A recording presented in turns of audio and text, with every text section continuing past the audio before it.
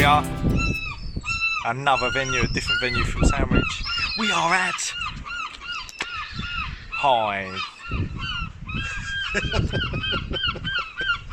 Yep, I think everyone wanted to see your socks dangling around there, your smelly socks.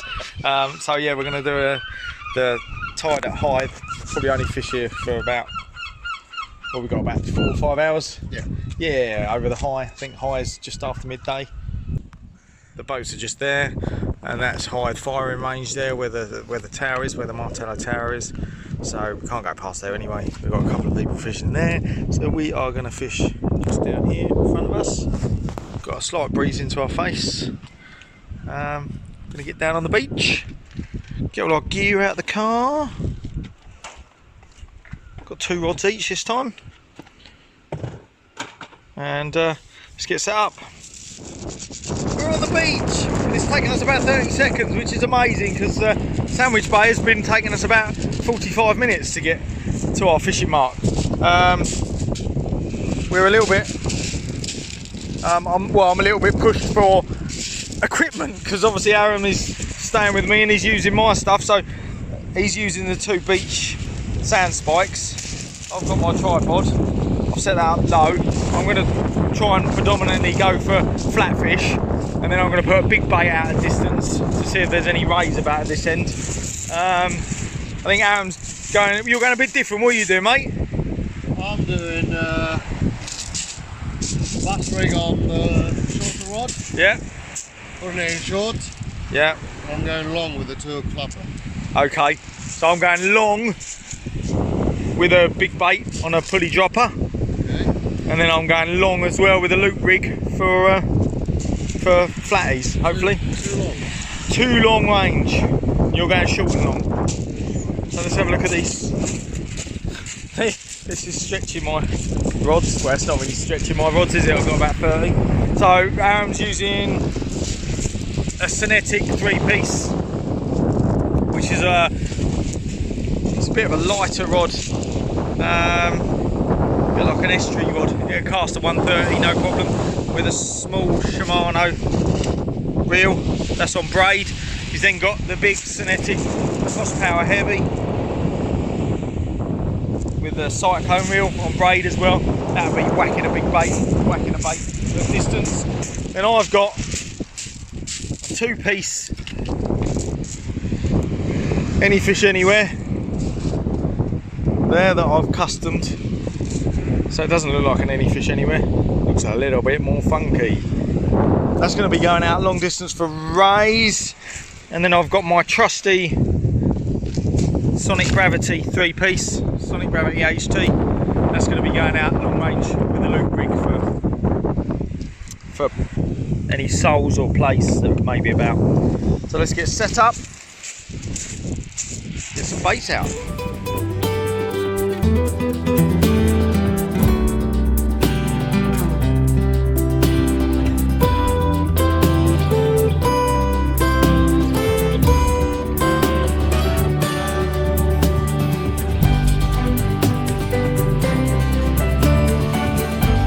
So it's 10:15 and Aram's first bait's going out. What you got, mate? Long range rig. Flip down. A long range rig. Yeah. What is it, 3 foot? Yeah. Yeah, 3 foot snood on that. 130 grip lead. Is it? Yeah. A couple of worm and a Squid head. on it. That's on the Cinetic, on the lighter rod, yeah? On the lighter rod, yeah. I'm just doing a gentle lob, so there's no danger of snapping the rod. Just a gentle overhead lob, that's all. Hopefully the edge of the murky water come clear water there. Right, let's do it then.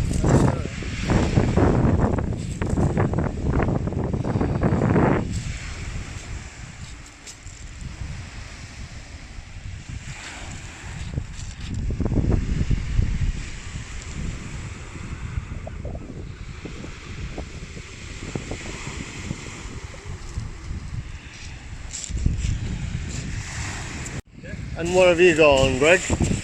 Right, so I'm using my Any Fish Anywhere rod, so it's a 2-piece, really stiff. So to counteract the stiffness of the rod, I've got a 150 on gripper, and then I've got a pulley dropper rig with a double sandhill and bluey wrap. There.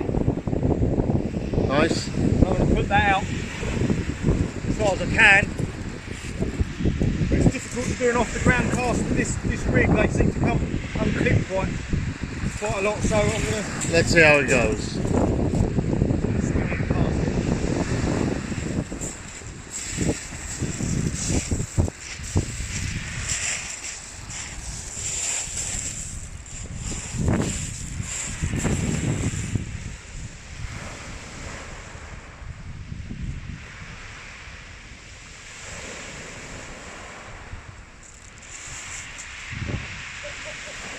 Well, it did come undone. I nearly let go of the rod as well. It's out there though. It's out there, it's out there. It's got to be 80 yards. Yeah, I mean, you never know where the fish are. So. And I'll get my other rod set up, and you're going to set yours up. I'm going to set the second rod up too, Cool. yes. So whilst Aram's setting his second rod up, on my second one, which is going for the smaller fish, I've got a loop rig with a 150 flat lead on it. So the top snood, hook snood, is more of a flapping snood, and then the bottom snood there, you can just see there with the attractor, that's going to be targeting any flatfish that are about. That'll be flat on the bottom, but I'm keeping the rod tip low in the stand, so I'm trying to get both hook lengths on the bottom, so this rig is targeting flatfish predominantly. I'm going to clip this up as the top hook clips onto that cascade swivel, and then it all clips up nice and neat, and then I can get that at a distance, see if we get some takers.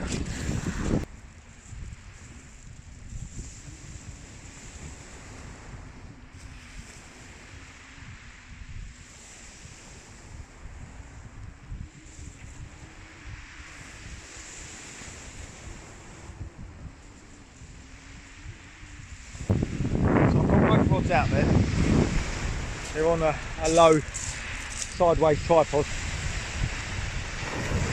so I still get good bite detection, but I'm going to keep an eye on the 150 flat just in case the current starts taking it round, because the beach is getting busy now with a few fishermen and I don't want my baits drifting into other people's line. I've got one fisherman about 50 yards away, just up there, just on top of the bank, so I don't really want to start ruining his day, so we'll keep an eye, see what they do. Hello mate! Hello, back mate. again! Back again. Second rod. Second rod. So I'll give you a 2-hook flapper, and what do you do? I change it, I modify it. You modify it, you just cut it in half, yeah? Something inside said modify it to this, which basically is I shortened the lead branch, brought the lead back up, and the hook It's below the lead, so you got 2-hook flapper with the bottom hook sitting on the seabed. Yeah, more or less, basically. Small worms. More worms. Small lug there. With the size. Okay. Yeah, cool, nice. Right. And that's a 140 gripper, isn't that's it? with a 140 grip lead. Sorry mate, I'm just keeping an eye on my rod that I've just put out because I've got a bite coming, but let's try and... There's something knocking at that. Right. Let's get that out, mate.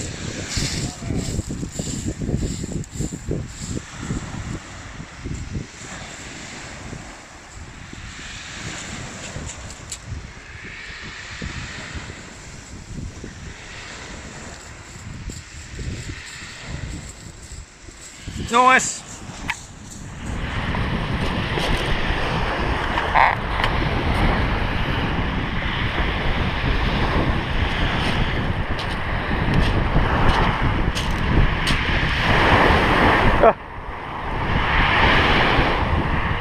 Fish number 1.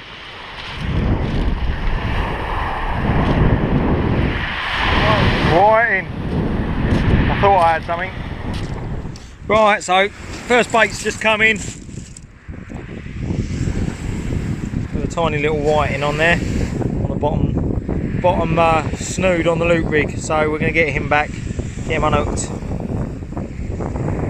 and hope for something better.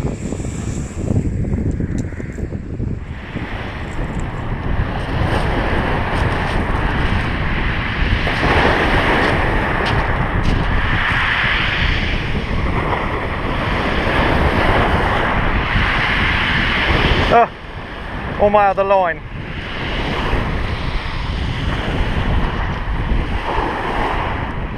On someone's line. My line. There's my other line.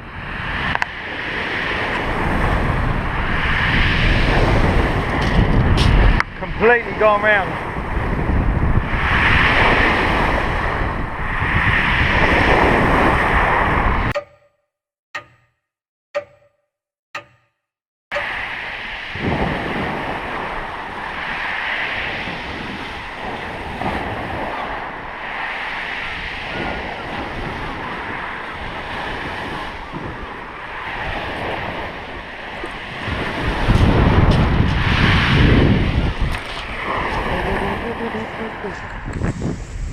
So I've just had to move back a little bit. We've still got an hour high.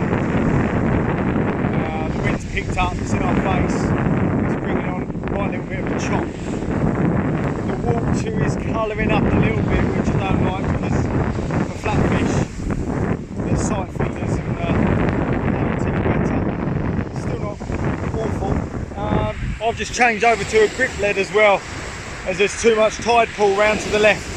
And there's a lot of people along the beach and the feather chuckers are turning up, so I want to make sure my baits are where I cast them.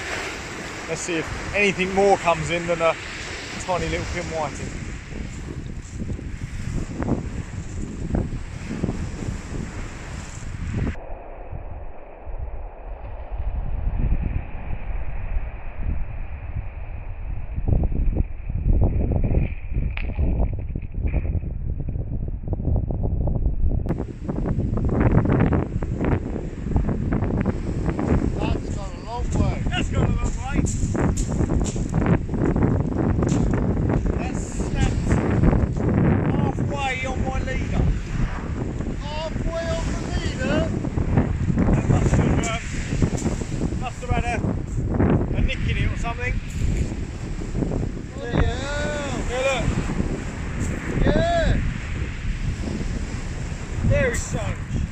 Crack off on the leader. On the leader. Hardcore. Must have had a bit of damage. New leader. Take number 2.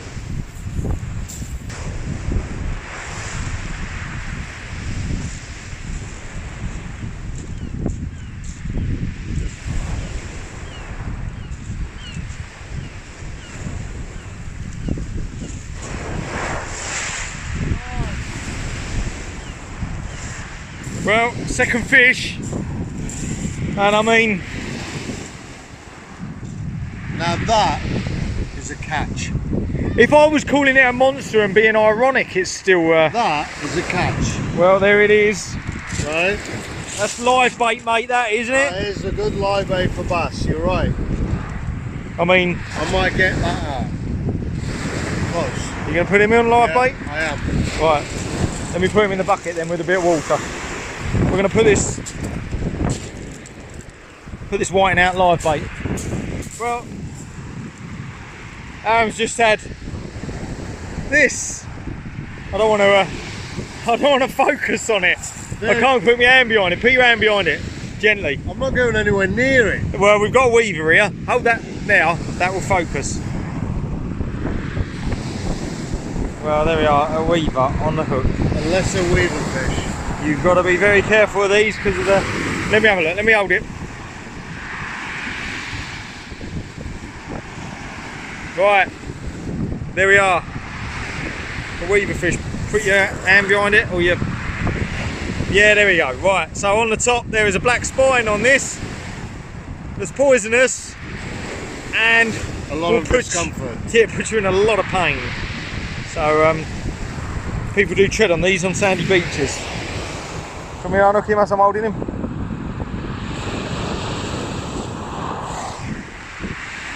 Are you sure you don't want him, mate? I'm pretty sure I don't want him. Right. Maybe not this size, doesn't eat well, but let's get this back.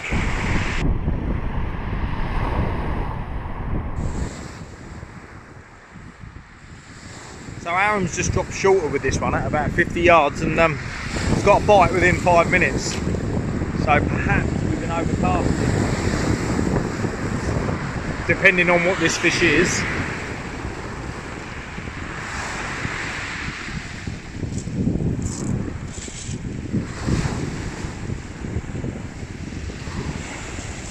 Be nice if it's a flatty, but it isn't. It's a whiting. What done, mate? Is that a good size? Not to keep, no. Better stuff. No. That's a whiting, mate. You don't, unless you're getting maybe a... So that's not better than my first one. Well, it's better than your first one. Like what? Like how many percent? By 100%. I'm saying more like 250% maybe. But it's still awful. But it's a better stuff writing compared to my first one. I still want a picture with it. Okay, mate. For my fans. Let me set up the cat tripod.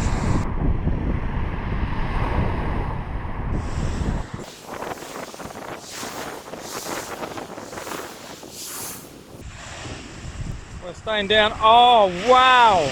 Double-legger! Oh, look at this. Look at this. I mean, the fishing's getting better. Call me the weaver expert for nothing. You are the weaver king. Right? So we got a weaver at the top. and a whiting at the bottom. Can it get better than this? It's difficult. I mean, I am lost for words. Oh. How great was that, Aram? I really enjoyed that. I got 3 fish. Well done, I caught one. I mean, I outfished you. You outfished me.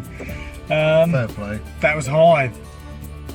Hythe is supposed to be a good venue, but I'm literally lost for words. This is why I don't fish Hythe. Well, to come all the way from the Canaries for 2 weaver fish finger size, when I've had them 2.5 pounds jigging, it was the highlight of the day for me.